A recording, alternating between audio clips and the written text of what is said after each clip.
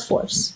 It doesn't matter. I mean, we're not using non-ethical means to Hold on. this. So We're doing safe and healthy abortions. Self-defense under the law requires what? Sorry, I'm laughing at the comment. Can you say that again, please? So under the law, for you to use self-defense, what must be required? What is necessary to happen? So, someone's threatening my autonomy or Nope. No, not autonomy. That's not true. I mean, I can't give you the technique. I'm not a dictionary. You can tell me. Self-defense is using force or violence to protect yourself or a third party from imminent harm. Okay, so what if me having this baby causes harm to me? What if I have cancer? What if I don't want to take the risk? That's just one example. So under the law, for self-defense to occur, there must be a reasonable suspicion that this person has the intent or ability to cause you harm. In pregnancy, even in disordered pregnancies, the baby is not causing harm to the mother. The baby is not capable of aggressing. They are an amoral agent, and therefore self-defense would not qualify in this scenario, as the person that you are causing death to is not the one who is causing harm to you. There is no person causing harm.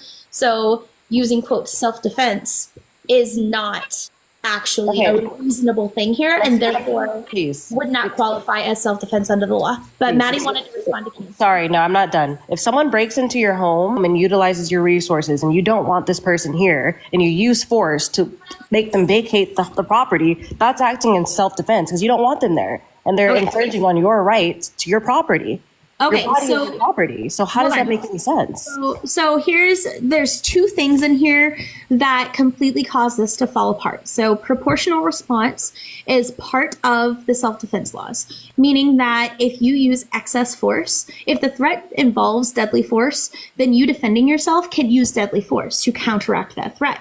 If the threat only involves a minor force and the person claiming self-defense uses force that could cause grievous bodily harm or death, their claim of self-defense will fail because under the law, they used excess force. It was unnecessary. In this position... It is necessary. Hold on. I'm gonna finish. Hold on. So in terms of, to quote, self-defense in pregnancy, it does not require that we reach into the womb and cause death to the fetus before we end that pregnancy. We can simply remove it whole, alive, and intact.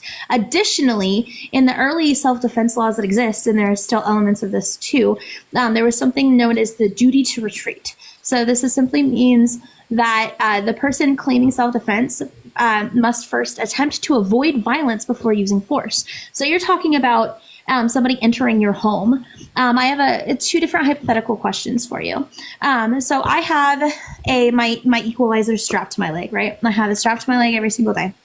I have if some man walks into my home and he's acting aggressively. He hasn't necessarily verbalized or done anything directly to tell me that there's a threat, but he's acting in a way that is leading me to believe that maybe there's reasonable suspicion of him causing a threat or being a threat to me or my daughters.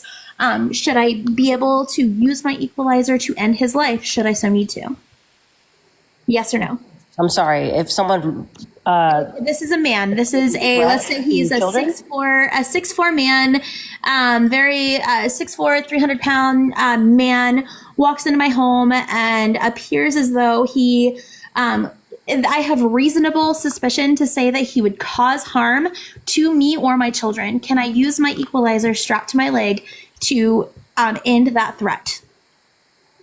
Do you know what the home invasion laws are? If someone breaks into your home, I'm asking you morally. I'm just asking you morally. Can I do that? Yeah, if you want to protect yourself and your children, then yeah. I agree.